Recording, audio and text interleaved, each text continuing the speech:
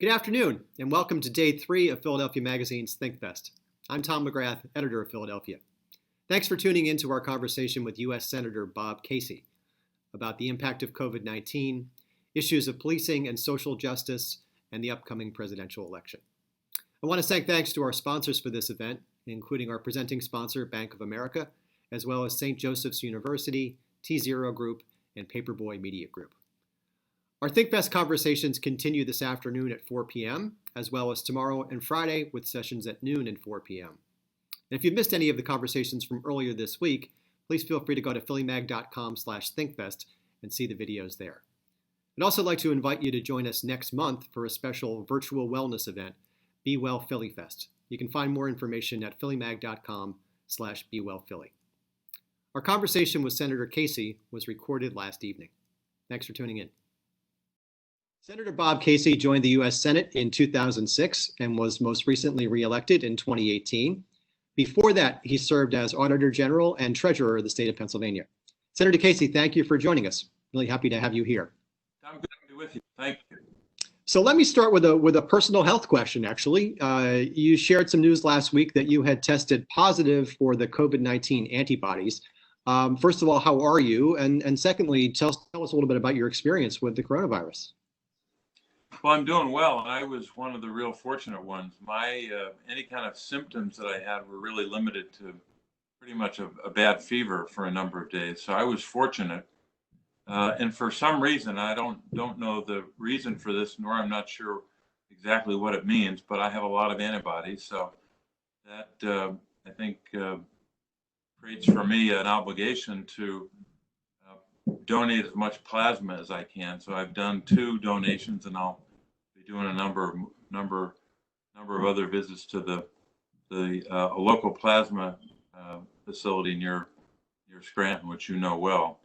That area, it's in Taylor, right over the border from Scranton. So, but I was fortunate. A lot of people have symptoms like respiratory symptoms that are really debilitating and have to be frightening.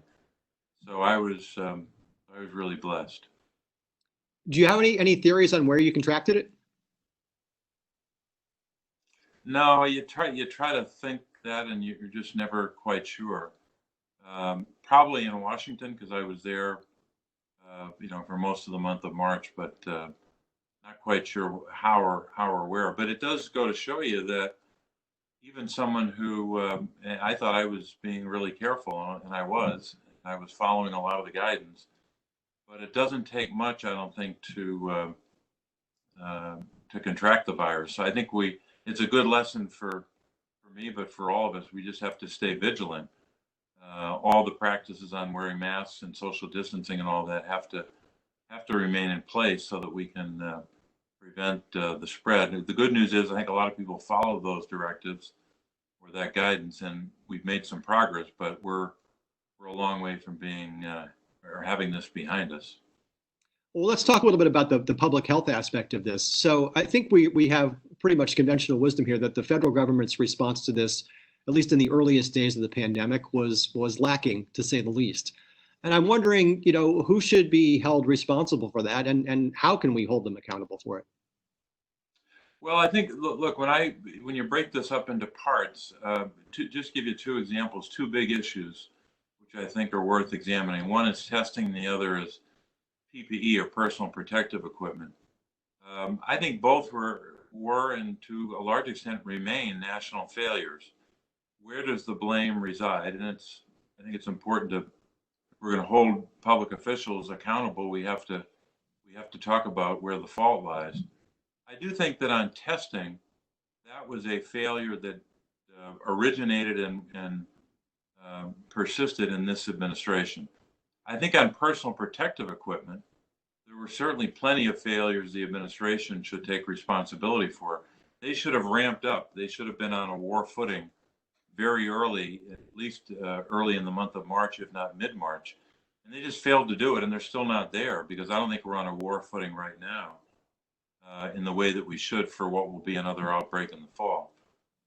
But I also think over time in Congress, there should have been more appropriation. So I think both parties and both branches of government can share some of the responsibility for not stockpiling a lot more of personal protective equipment. I think that has to be a lesson for us. So on both of those, we still have not, I don't think, put in place a plan. The administration hasn't. I think the Congress has tried to provide support for both testing and personal protective equipment. So I think the appropriation levels have been pretty high, but we can all do more on both. Because I think we have to assume that this is going to be back in the fall and that we're going to be wrestling with this virus for the better part of a year, and we better be prepared for it. You know, it's never a perfect analogy, but 100 years ago, we had both a World War, World War One, as well as a pandemic. And in our state, we had terrible outbreaks in both Philadelphia and Pittsburgh, among the worst in the country. But at the same time, the country was fighting a war, and we were producing for that war the kind of armaments that we needed to win, the kind of materiel we needed to win. And we did everything it took to win that war, and we won. And that same kind of war footing or mentality, I think, has to prevail here, especially as we go forward. It's almost as if you went through 9/11 and then said, well, we're going to be prepared for or try to prevent a terrorist attack 3 days a week, not all 7 days a week. We just can't have that. We have to be prepared every day with PPE, with testing, and with the kind of supports that Congress has begun to provide, but I think has to continue to provide. And that's what frightens me from a legislative standpoint is a lot of people in Washington are kind of walking away saying, we don't have to worry about COVID-19 all that much. And also walking away, I think, from our responsibility on the jobs crisis, the economic crisis. Well, let's talk about that for a minute, because there obviously were some fairly encouraging jobs numbers that came out last week. Does that make you think that we're through the worst of this on the economic side, or how nervous are you as we move forward? No, I think the jobs and economic devastation is going to outlast the virus. I think there'll be potentially millions of Americans who will be damaged or suffering the effects of the economic trauma for several years. And this happy talk by the administration when the unemployment rate went down a little, we gained a couple jobs, a couple percentage points on unemployment. To say that was premature is a great understatement, because when you have unemployment levels that are so high, they far outstrip, for example, the Great Recession and are closer to the Great Depression. Just give you an example, in Pennsylvania, we're more than, as of April, more than 15%, about 15.1% unemployment. That translates into 976,000 people in our state unemployed. Now, I'm sure the May number will be better, and I hope it will for Pennsylvania, and then we hope June as well. But this kind of devastation we haven't seen in more than a generation. And we've got to be prepared to provide the supports and to have a strategy going forward. I think it's going to be one of the most important things Vice President Biden does if he's elected, to have a jobs plan, an economic plan, which has a New Deal type spirit that undergirds it, because we're going to need a maximum effort, which will far outstrip the Recovery Act of 2009. Are you pessimistic that you would be able to give any more federal aid while President Trump is still in office? I think we'll get more, but what I'm worried about is that Mitch McConnell and the majority in the Senate seems to want to just hang back and wait a little longer. I thought we were starting to develop some momentum around state and local government funding, for example, but that seems to have receded. And unless the White House pushes McConnell and his majority to act, to actually legislate, I'm not sure we're going to make much progress in the month of June. And that June is relevant not just because we really haven't legislated in a big way since the middle of April, which up to that point in time was almost unanimous, even though it was $3 trillion in over the course of 4 bills. But I think that the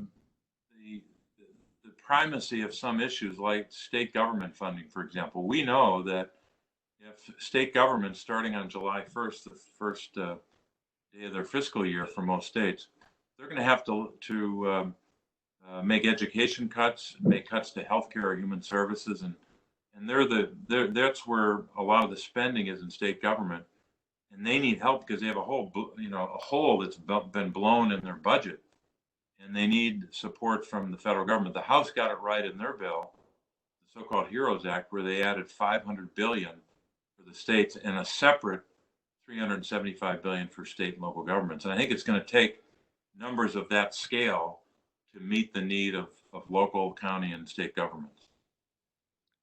Let's shift to the other really huge issue that's before us these days, which is the killing of George Floyd by Minneapolis police and the deaths of a number of other African Americans.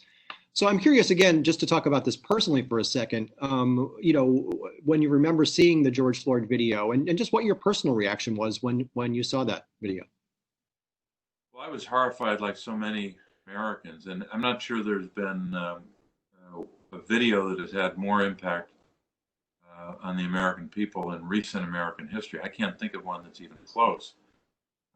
Maybe all the way back to 9/11, that had that kind of impact on people's thinking. It was almost impossible to comprehend it as you were watching it, because of just the look on that police officer's face. It was either the face of just pure evil, or the other face was one of almost nonchalance, like he wasn't doing anything objectionable in any way. But it was horrifying, and it led to what we've seen. I mean, just an outcry for change, and a real, I think, a real recognition by a lot of Americans, especially white Americans, that this is a pain that is deeply personal. It's persistent on a daily basis in the life of African Americans and in communities of color, and it's something that white America is just beginning, I think, to fully comprehend. But the good news is, I think the protests have been so diverse and so broad based that I think it can help us pass legislation and make change. But I'm not underestimating the difficulty of that. Yeah, Attorney General Barr and several other administration officials came out over the weekend and denied that there was any systemic racism when it came to policing in the United States. And I'm curious whether first, what's your reaction to that, and whether you think it's just purely a political statement or just simply not understanding the reality of what happens for African Americans. Well, with regard to the administration or the Attorney General, it could be both, could be one or the other. But I think it's just a misreading of what the realities are. There's no question that there's systemic racism throughout our criminal justice system broadly, which goes back generations, but certainly in policing, as there is in a lot of other parts of our society. And again, I think as someone who speaks from a position of white privilege and, in my case, male privilege, and maybe the privilege of being an elected official, which sometimes can create real distance between those you serve. I had to examine my own conscience, to use an old expression from my Catholic school days, to examine whether I was doing enough. And the answer came back pretty quickly that I wasn't. So I've got more work to do. And part of the work isn't simply digging into the policy. And as you know, we have a new bill that I think is a very positive step in the right direction, but also it's just listening and trying your best to understand the depth of the trauma here to a large segment of the American people that dates back not years or decades, but literally generations. And so part of my challenge is to try my best to understand that. Earlier this week, I was in Lancaster just talking to young people who had marched for most of the last 2 weeks. And I was saddened that these kinds of conversations haven't taken place earlier, and I'll take my share of the blame for that. But also heartened and inspired by how determined they were, how focused they were, how smart they were on what has to be done, but also how unfailingly polite they were. I mean, I'm not sure I'd be that polite if I were the subject of the kind of abuses that um, the African American community has endured. So I saw in front of me a kind of a forecast of future leaders. I'm curious to talk a little bit more about your own personal journey here, because you alluded before to the fact that you and I both grew up in northeastern Pennsylvania, and it was an area, at least when you and I were growing up there, that there was not a lot of diversity. There were not a lot of African American people there, were people of color living there. So I'm curious, have there been moments in your life that have been helpful to you in terms of understanding matters about race or other people's experiences, whether they're, experiences you've had or other people you've talked to, or tell me just a little bit more about how you've tried to open your own eyes about this. Yeah, probably the most seminal or relevant experience I had was in Philadelphia when right after college I joined the Jesuit Volunteer Corps, and I knew I wanted to be in a big city, in an inner city, if I could, and if there's a placement available. So I applied for a position in one end of North Philadelphia, which was a recreation position. I really wanted that job. I didn't get selected. So the other position, what they said was, well, you can come to Philadelphia. I said, well, that's good. That's what I'd like to do, because when you grow up in northeastern Pennsylvania, that's the big city and always will be for a kid from Scranton, right? But they said there's another position, and it's a teaching position, a fifth grade teaching job. I thought, wow, I'm not ready to be a teacher, but but I'll dive into it and see how it works. So I had that experience of teaching at the Jesus School and teaching fifth grade, all subjects, all day, and I was also the eighth grade basketball coach, which was a whole other experience. But I lived in another part of North Philadelphia, North 23rd Street. So I was living as a minority in a sense. I was in right in the middle of North Philadelphia, which was mostly at that time African American, and that was my first sense of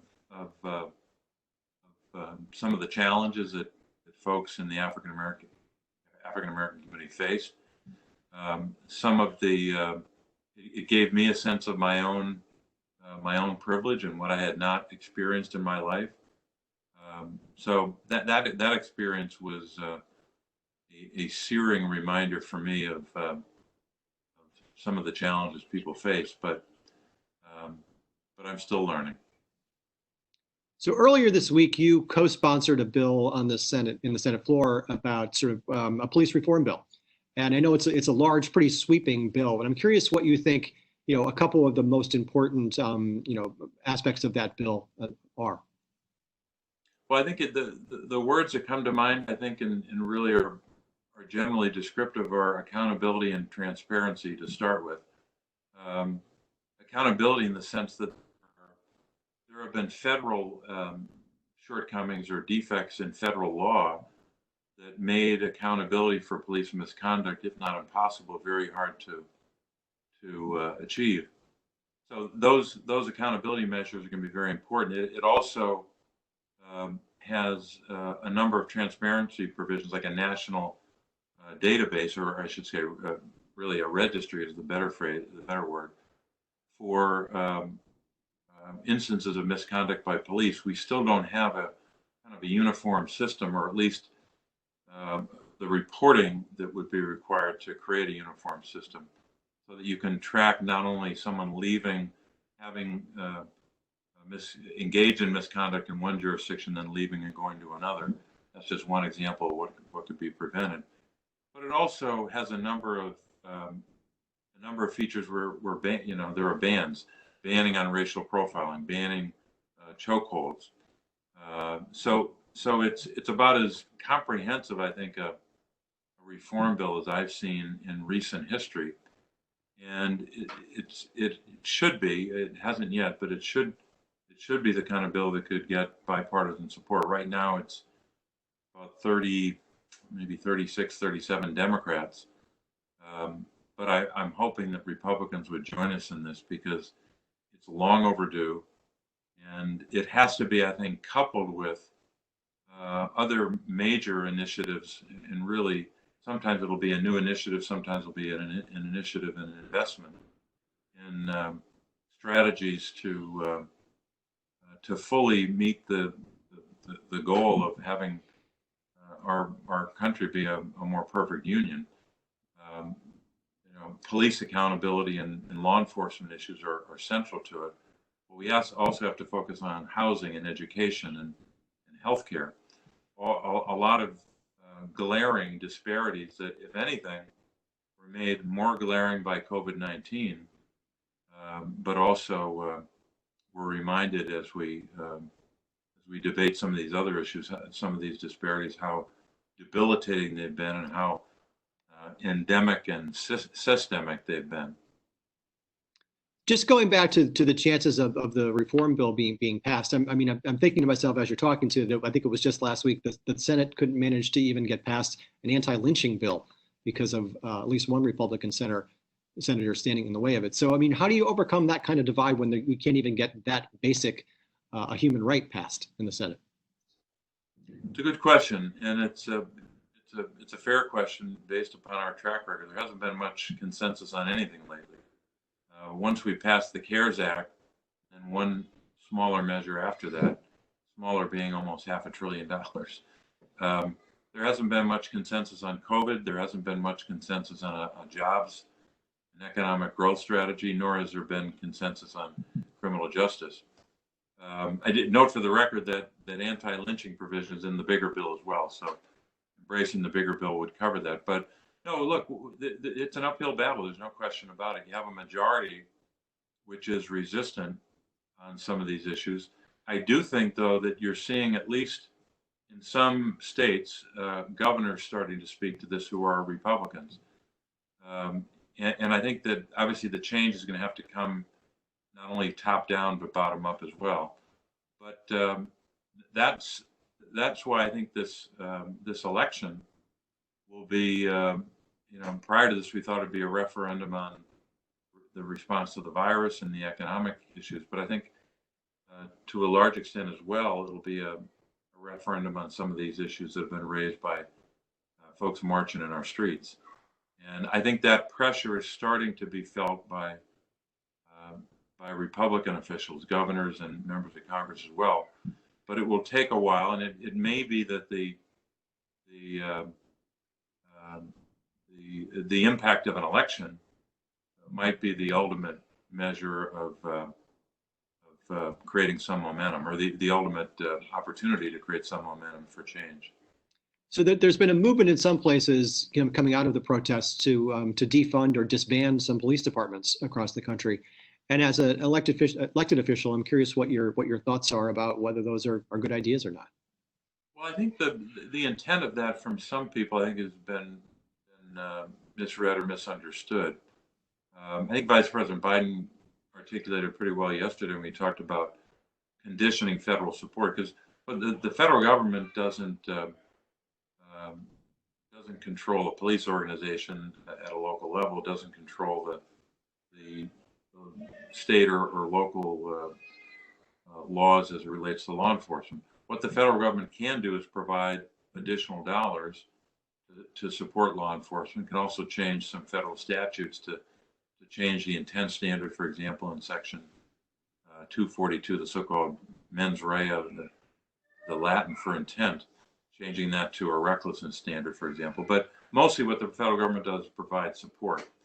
And one way to make sure that there's accountability is to tie accountability to funding. I think also we have to, some of the thinking that makes a lot of sense is, do you want to engage in prevention of certain challenges we face in society, or do you want to leave it to policing? So it's that choice between prevention and policing, not on every issue, but when it comes to mental health or substance use disorder, real homelessness and housing, real kind of on the street issues that police officers sometimes are called upon to solve a problem that they're not trained to solve, nor should they be trying to solve it. It should be left to public health professionals and those who have the expertise and the experience to deal with those sometimes intractable, difficult human problems. And so we have to invest. And I think that's when people talk about police budgets, I think it's important to talk about investment in other areas, investment in mental health, investment in strategies that will help people deal with a mental health issue or a substance use disorder issue. Homelessness, we hear reports all the time where police officers are engaging with the homeless, and there are arrests, or sometimes there's misconduct involving the homeless. So we've got to invest more, and I think part of that is not a zero-sum game.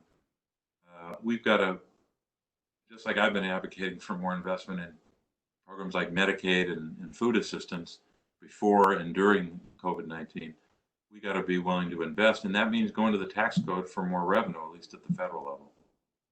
One of the big challenges to police reform, at least here in Philadelphia, has been the police union itself. The FOP here in Philadelphia has consistently fought back against any kind of discipline against cops who have misbehaved or done things that are illegal.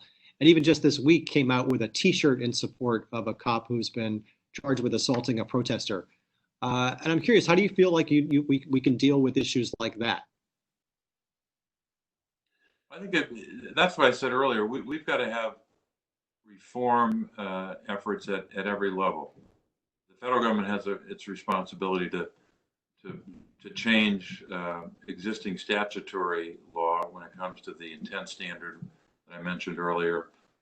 Qualified immunity is another issue that has a grounding in federal law.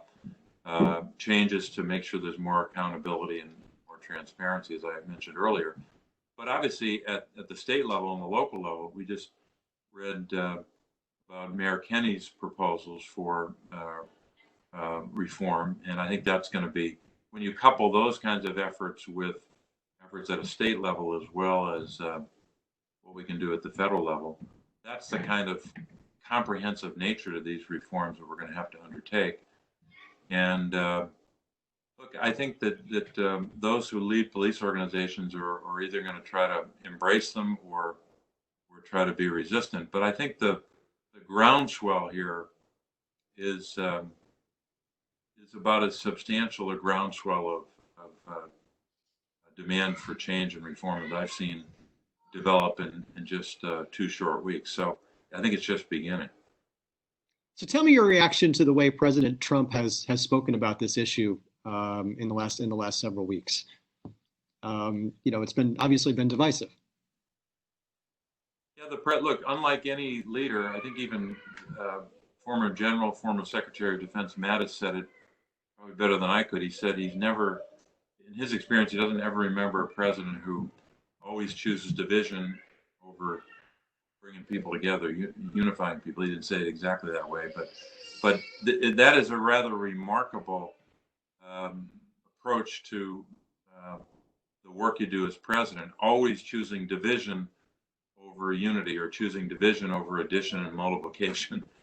And I think he believes it's worked for him. I don't think it's going to work this year because, if anything, the American people want someone who can bring folks together to solve problems, solve the problem of meeting head on this public health challenge, the worst in 100 years, bring people together to create a jobs strategy, an economic strategy for all the trauma there. And then most recently, and I think urgently, someone who can bring the country together to solve some of these policing and criminal justice issues, as well as a broader agenda for communities of color. So he's not proposing that, and I think he's set aside how wrong I believe he is on policy and on approach, and even on demeanor. The fact that he refuses to even acknowledge sometimes the reality of what we saw in that video of George Floyd's murder, but just for his own political standing, he's really misreading places like Pennsylvania. And if he tries to run a 1968 purely law and order approach, he's going to lose Pennsylvania by a good margin because it's just not going to work. This is a different country, thankfully. It is not just going to fall into line and say, well, we just have to crack down more. It's just not going to work. People are going to demand a lot more by way of change and reform. And so if I can only appeal to him on purely on his own political viability, I would urge him to speak directly to the American people in a manner that's unifying and healing, but I'm not sure he's capable of either. I'm curious what kind of conversations you have with some of your Republican colleagues about the president's behavior, particularly in this instance, although I guess for the last 3.5 years or so. What kind of conversations do you have off the record when there's not a microphone in their face? Well, I think maybe that's one of my feelings. I'm probably haven't had enough of those conversations. Often it's what they don't say rather than what they do say. They kind of stare at their shoes, or there's not a, I mean, I've been on a lot of elevators with Republican colleagues going up and down to vote. And I can't remember a time when a Republican colleague was almost grabbing me by the shoulders and saying, did you hear what the president said today? He's helping us solve a problem. Isn't this great what he said? Isn't this great what he proposed? There's no enthusiasm because they know as well as I do that he doesn't have the character that we would hope a president would have to tell the truth and to try to bring people together, to try to lift up people instead of kind of fear and smear, demonize and divide. I think those 4 words kind of describe what he does. But they also will acknowledge sometimes by just a shake of their head or just a negative inference you get from their body language or their reaction, but they never necessarily articulate it.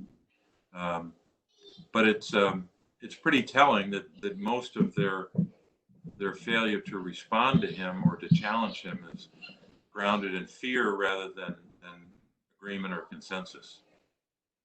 So I assume you do get to talk to more Republicans when you're here in the state of Pennsylvania and traveling across the state and talking to people. Yeah. And you mentioned the fact that, if he keeps on the current path, perhaps President Trump won't carry Pennsylvania this time around. But certainly he retains, a fair amount of support here, and obviously surprised some people 4 years ago. I'm curious what kinds of things you hear from Trump supporters in Pennsylvania and why they continue to stick with him. Well, I think a lot of his supporters, and I got this sense in 2018 when I was 17 and 18 when I was campaigning for re-election. A lot of his supporters believed in and still believe that you need someone who's going to shake up Washington, who's not going to be a typical politician, who's going to maybe make people feel uncomfortable and kind of poke the system in the eye, so to speak. And I think there's a lot of strength to that message. I think there's a kind of a bipartisan flavor to that kind of a message. But I think a lot of them they may not say it yet, but I think I get a sense, and I think the local elections in 17 and 19 and the state election in 2018 seem to indicate that he's lost some of that support because he governed as someone who's going to be a populist on their behalf and fight against the swamp of Washington. And I think when they look at some of the policy, whether it's the corporate giveaways or his approach to destroying the Affordable Care Act, they realized that he was going to have a much more typically right-wing corporate approach to governance and issues, and not a populist, middle-of-the-road, shake up the system kind of approach. So I think there's been some disillusionment there. But look, I know how tough this state can be and how close an election it can be. I think if you average the Democratic vote for president over maybe the last 5 or 6 presidential elections, it's about 51. So Democrats don't roll through Pennsylvania in a presidential election easily. So we're going to have those of us who support Vice President Biden are going to have to prepare for the worst. And part of the worst will be a spending level by President Trump that we have never seen. I mean, he will spend probably more in this election than Barack Obama spent in 2 elections combined. It will be a degree of spending we've never seen. So one last question, and it's about the election. Do you have any concerns about Joe Biden's ability to really, unite the Democratic Party? I mean, there's obviously a lot of distance between himself and Bernie Sanders in that wing of the party. So what's your assessment of his ability to do that? I think he's done a really good job. I never think it's complete. I think that always will require more work. But I think he's made a lot of progress the last couple of months. Still only the early part of June. We still got some work to do. He's got a nomination process that continues that will be certified, so to speak, at a convention, virtual or otherwise. So there's still work to do, and I think part of that is how he continues to deal with these fundamental issues: the issue of the public health crisis, the jobs crisis, and the criminal justice challenges that we have as a country. And I think he's done well. I think on most days, on all three of those big issues, not to mention others, he's demonstrated that he has the capacity to lead as a president, not just as a leader of a party or as a candidate for president. And I think it's been a marked contrast with President Trump. But I still think we're going to have to continue to do more work to consolidate our party, and also to reach out to some Republicans. It's my theory, and the numbers can prove it to a certain extent, but never perfectly, that the reason the president carried Pennsylvania last time by 44,292 votes was because he got a lot of Democrats to vote for him. There's no explanation other than that makes sense to me. So we have to make sure that some of those who voted for President Trump, then voted for Governor Wolf and voted for me in 2018, may have voted in the local elections for Democrats, that we can get them back as well. Great. Senator Bob Casey, thank you for your time and for sharing your thoughts, and continued good health as you recover. Tom, thanks so much.